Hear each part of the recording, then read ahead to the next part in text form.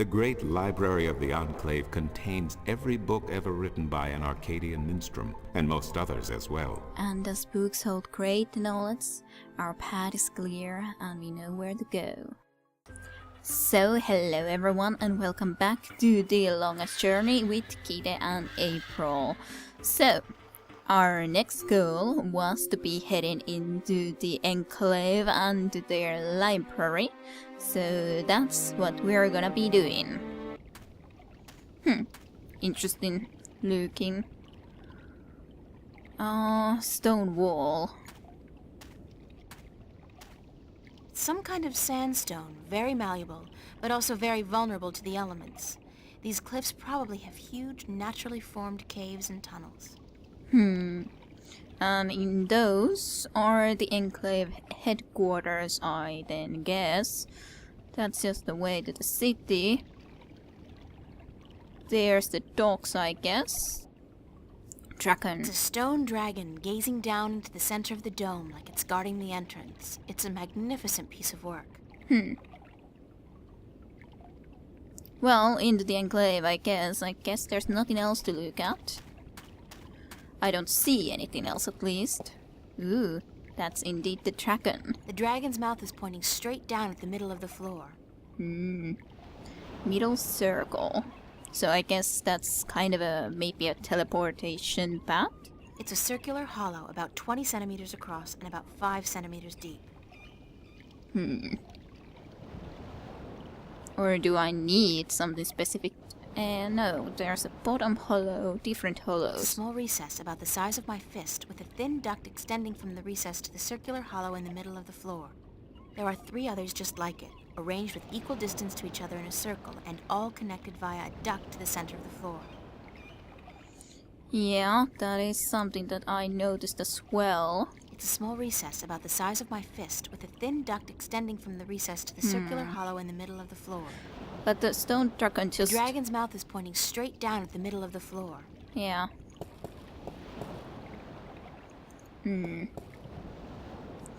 So they're just connected like that. There's nothing... Well, there it looks a little bit in a way different, but not Small nonetheless recess about the that much different.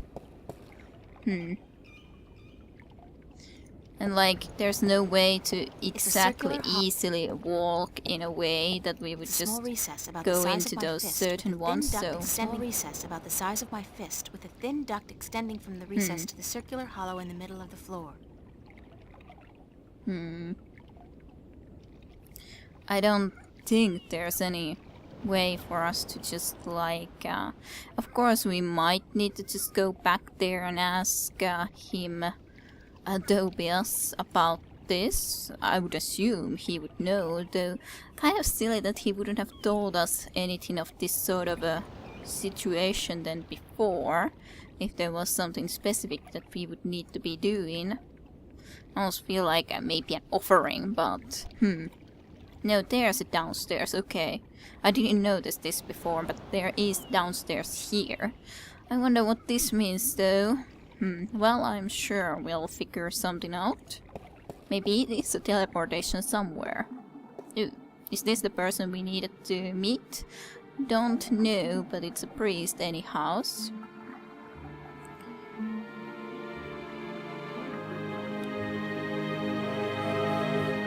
Surely different kind of a music. There's some kind of a wheel. Well, can't look from here, so I'm sure we can look it from somewhere else too. Anything in these shelves? Doesn't appear like it, so I guess I might have a look into this. If I can look into it from here, somewhere. Well, not exactly, so okay. First priest. It's one of the sentinel minstrels. Yup. Hello. Oh, Sorry. goodness me, I didn't hear you come in. By the way, you haven't seen Volume 6 of the Complete Annotated History of the Northlands, have you? I could have sworn it was here yesterday. Sorry, no. Not yet, I at guess least. someone else must have taken it. I try to tell them to write down what they borrow on the list, but they never listen.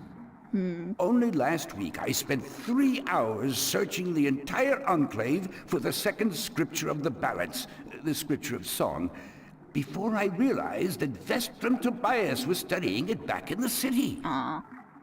Now, such incidents could be avoided if only, and this applies to you too, young lady, people would sign out the books they borrow when they borrow them and sign them back in when they're done.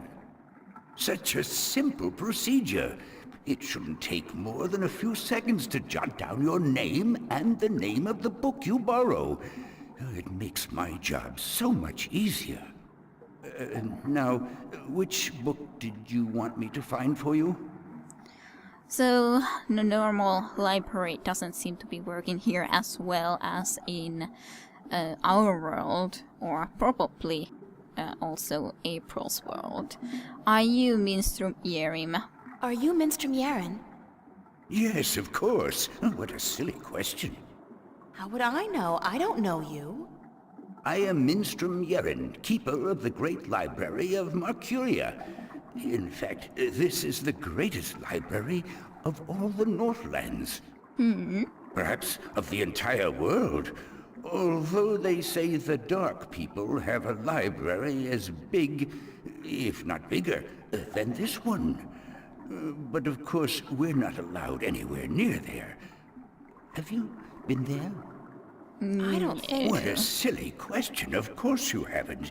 You're not of the Dark People, are you? You don't look like any Dark People I've ever seen, so I can't see how you could possibly... Now, where did Volume 6 disappear to? Well, Tobias said I should be talking with you. Tobias said I should talk with you. Tobias? Vestrum Tobias? I haven't seen him for... Well, he was in last week, but before that it must have been days at least. Days. How is he? Still eating enough for 2 mules? I must tell you of this funny story I heard the other day, of how Vestrum Tobias eats enough for a table full of minstrum, or was it one Elguan? Although the Elguan don't as a rule eat very much at all. Did you know that the Elguan can smell water more than half a day's journey away? Amazing, amazing creatures, perfectly suited for life in the desert. Like camels. Balance provides, that's for certain. The balance provides. Yes, indeed. And no, I couldn't know about Western Tobias' eating habits. I've never seen him eating. So Western Tobias recommended that I look at some books. Vestrum Tobias recommended that I look at some books. Books is what we do best here at the Enclave, that is for certain. Which book would you like to see? Well, there's a lot of different books that I could have a look at. So... I'm looking for some information, but I'm not sure which book to ask for. I could ask that, but on the other hand, I would kind of like to just start from this. I'd like to read some Arcadian folktales, first of all. I'd like to read some Arcadian folktales. A favored topic of mine. I have just what you're looking for. Nice.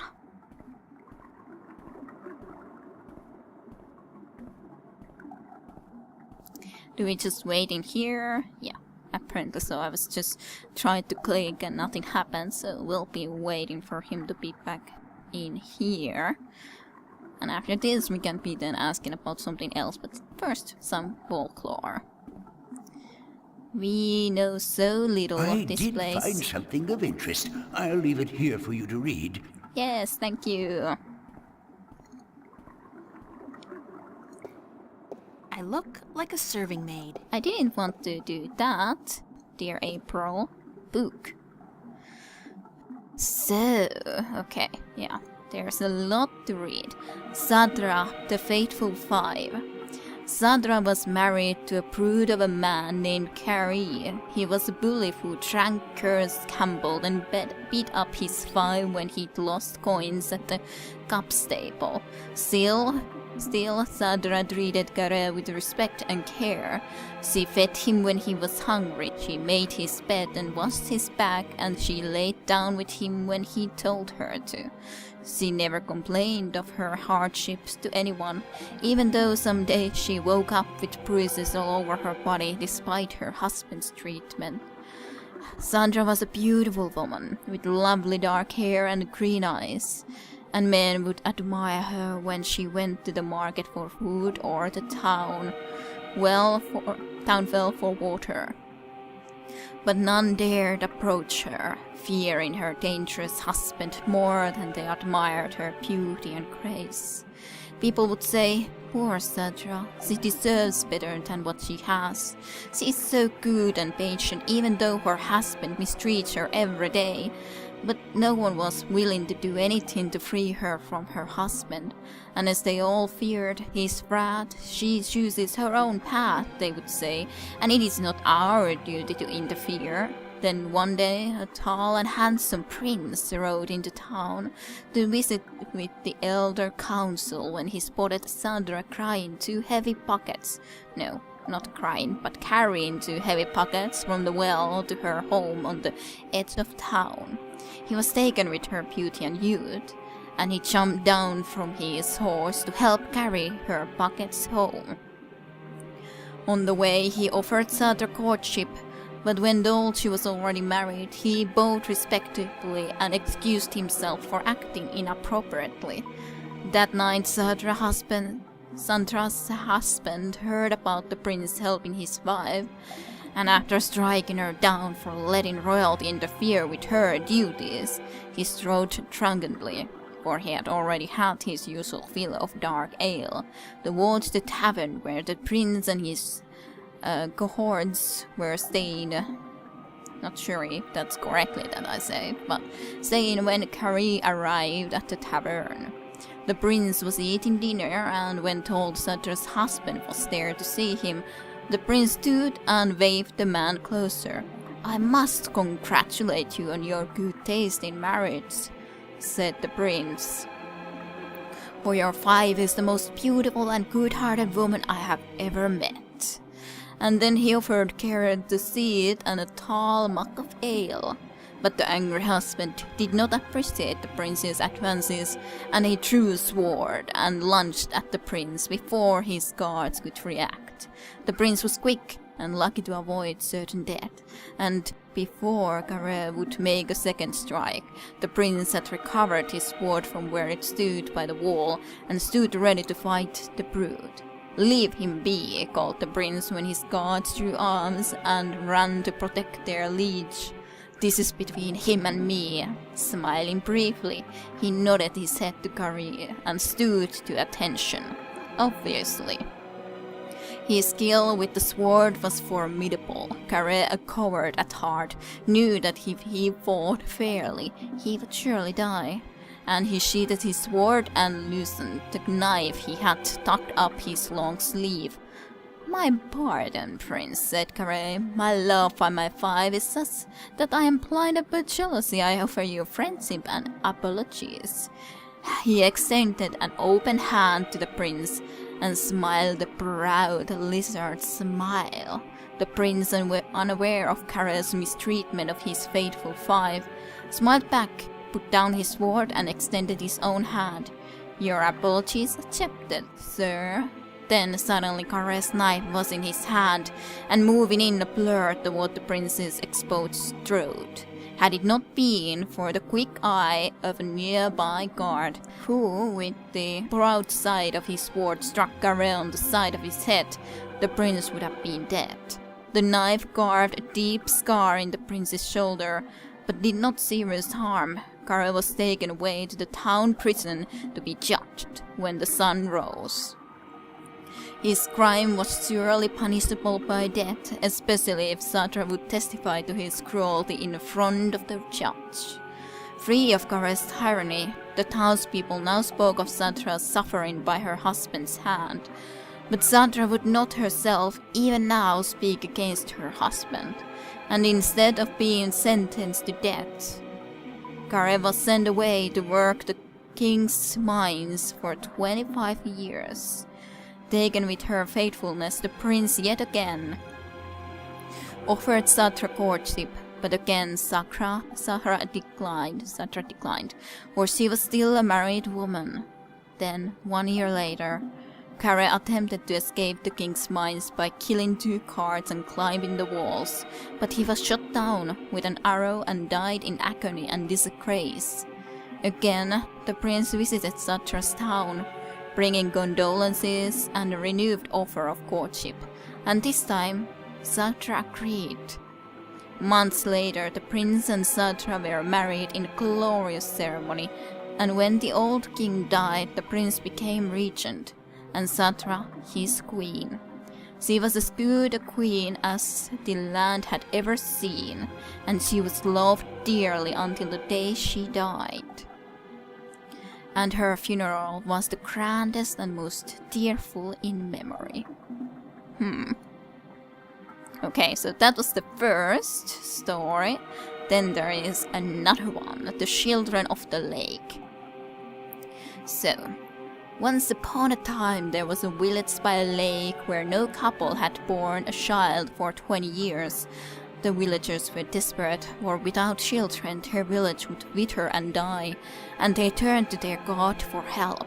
The next morning 50 young children rose out of the misty lake and wandered into the shores. Much to the joy of the childless woman, "We are yours," said one of the children, "as long as you remember one thing, you are never to fish from this lake again. Instead, you must learn to hunt in the forest and live off the land." The villagers agreed, though they worried they might go hungry since they were used to catching and eating fish from the lake. But it didn't take long before they had taught themselves to hunt and grow wheat and potatoes in the fields. 18 years passed, and then one day an old man grew tired of rabbits and deer and potatoes and bread, and he longed to catch a big fish and cook it over a sizzling fire. He took his boat out to where the villagers would not see him, and he sank his line.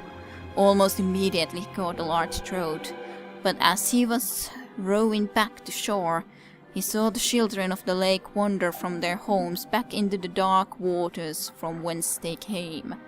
Their mothers called for them, tried to hold on to them, begged them not to leave, but they would not speak, and one by one they disappeared into the lake. The old fisherman then saw, as the children sank into the murky waters, how they turned into large fish and sped off into the deep. He was shameful then and dropped his catch back into water, but it was too late, and the village would forevermore remain childless. Well, if they promise something, shouldn't be breaking their word. That's what happens. Are you done? Let me take that back for you. You may do so. There were 2 nice stories, though I don't think there was any more stories, though. So it just disappeared into your, long Oh, goodness. robe. It's you again. Oh, you gave me such a fright. I need more books. Could I see some more books? Could I see some more books? Oh, certainly. What a silly question. So I'm looking for some information, but I'm not sure which book to ask for. I'm looking for some information, but I'm not sure which book to ask for. No matter. I know a great deal about most of the books in here. What topic intrigues you? Dragons. Oh, or this. I've heard rumors about mermen who live beneath the sea of songs, and I'd like to find out more about them. I've heard rumors about mermen who live beneath the Sea of Songs, and I'd like to find out more about them. Mermen in the Sea of Songs. Let me see what I can find, yes? Yes, thank you very much.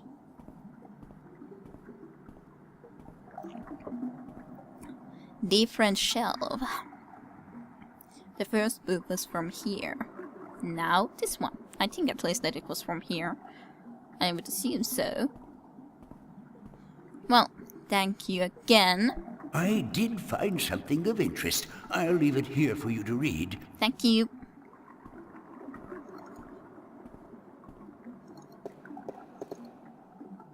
Okay, let's see. My room also mermen, mer people, Merians, a magical people who reside in the depths of the great ocean and outer seas. A little contact has been made with the Merum, who are believed to have been quite numerous in the past, but are now dwindling in numbers. Confirmed location of Merum cities is between the Priston Atoll and Gen, centering on the Sea of Songs. Yes. So in the Sea of Songs indeed, like the old sailor told us, in the island of Gen and centering the Sea of Songs. Legends of mermen, mer people, Merians, are rampant among sailors. These stories portray a Merum in a grotesque and violent-like, betraying the truth of the largely peaceful people. Although not much is known about the Merum, their religion apparently centers around the belief of a benevolent god who lives in the immense depths of the great ocean and who brought the Merum to earth from a place distant and wonderful.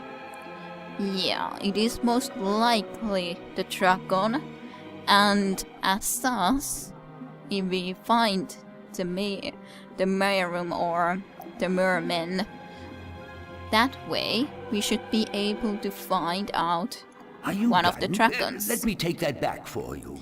Yes, that wasn't a long story, but confirmation that we should go and find the mermen, for sure. How exactly? Well, probably sailing somehow. With a boat at some point. Not quite yet, though. Well, more books. Yes, Goodness, well, you it's should you again. know already. You gave me such a fright. Can More. I see some more books? Oh, certainly. What a silly question. More. Okay, well, I'm looking for a story called The Silver Spear of Goraemon, actually. Yes, that's exactly what I need to at least find too. I'm looking for a story called The Silver Spear of Goraemon. Goraemon. Yes, a fanciful tale if I ever saw one, but a charming one. Did you know that I'm often paid visit by adventurers wishing to read everything available on the spear so that they too can set out on their foolish quests? Yeah, don't you just hate those adventurers? Well, they pay for my bread, milk, and butter with their contributions to the coffers, so I shouldn't be too critical of them. But they care not about the books. They care only about what the books can give them. I care. About the books, really? I can tell. So, the Silver Spear of Goraemon, then? Yes. Silver Spear of Goraemon. Now that shelf again. The same where there was the first tales in as well. Well, let's see what the Spear of Goraemon tells. I did find something of interest. I'll leave Yes, it thank here for you. you to read. Thank you very much. In these kind of cases, would hope that I could start moving when he is still moving, because it takes a little bit of time. Okay, the Silver Spear of Goraemon. In the glory days of Pakshiva, before the trough, when Goraemon was the greatest city in the known world, the barons of Pakshiva decided to forge the most powerful weapon in the world to challenge the mighty white dragon. The pirates had grown greedy and bored, his treasure hold filled with the riches of the world, and he desired nothing except the one thing he could never have, the unborn daughter of the white dragon. Kind of like us. The fairest, purest, most beautiful creature in the universe. He had asked the white dragon for her daughter's hand in marriage, but she had refused, scolding him for his insolence and warning him to keep his distance from immortals. And so the Pares sought the advice of a mighty sorcerer, the dark and cruel owls. To learn how to kill one of the Draken, the sorcerer told the Pares of the white silver of the Mount Tyranny. Okay, Mount Tyranny is probably the place we need to find. The strongest substance in Arcadia, okay, or just that kind of substance, and how it could be forced by magic to kill even one of the kin. The Pares ordered his army to go north across the ocean and to bring back enough white silver to shape a weapon. When his men returned with the rare metal, the Pares ordered the finest blacksmith in Bakshiva to his caste, where Owls the sorcerer cast a spell to create an unholy forge.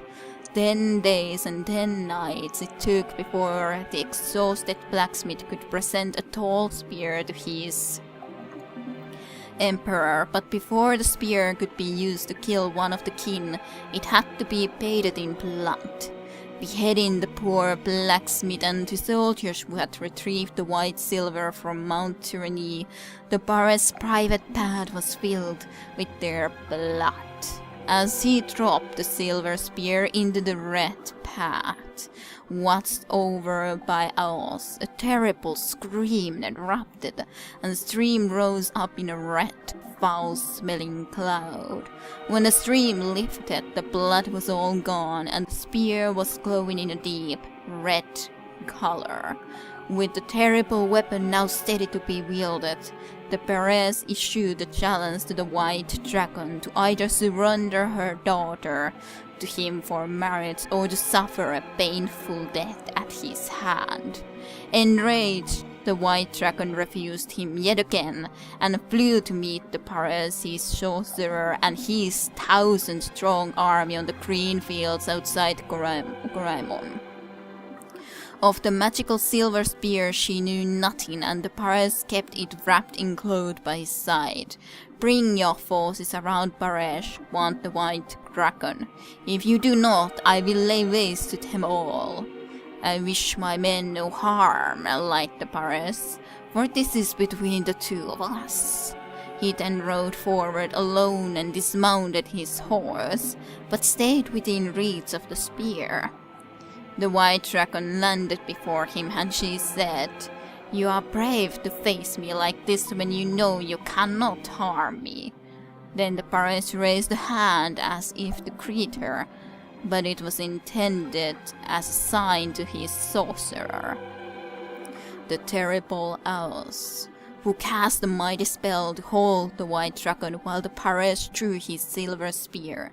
The White Dragon fought bravely, and she was close to escaping the sorcerer's magic, but the Pares was quick and he thrust the magic spear into her chest. She screamed in pain and anger, and the sorcerer's spells could no longer hold her. Rising on her beautiful wings, blood pouring down on the land below, she cursed Bakshiva, her Pares, and her people.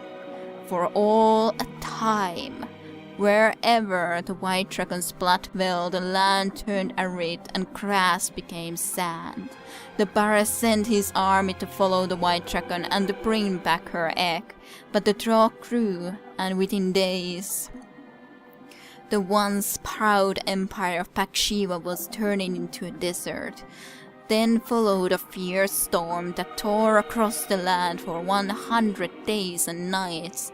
And when the dust settled, there was nothing left of Bakshiva but 2 coastal cities and a few scattered oases. It is said that in the buried ruins of a lost capital, wrapped in the arms of Paris, who dares test the immortal, rests the silver spear of Goraemon. Okay. Well, I'm not sure if the idea of those deserts and such would indicate that also the White Dragon would be nearby to that sort of a region, or still to this region. Are you done? Let me take that back for you. It might be. I'm not certain. To be continued with Kira Rusha in the longest journey.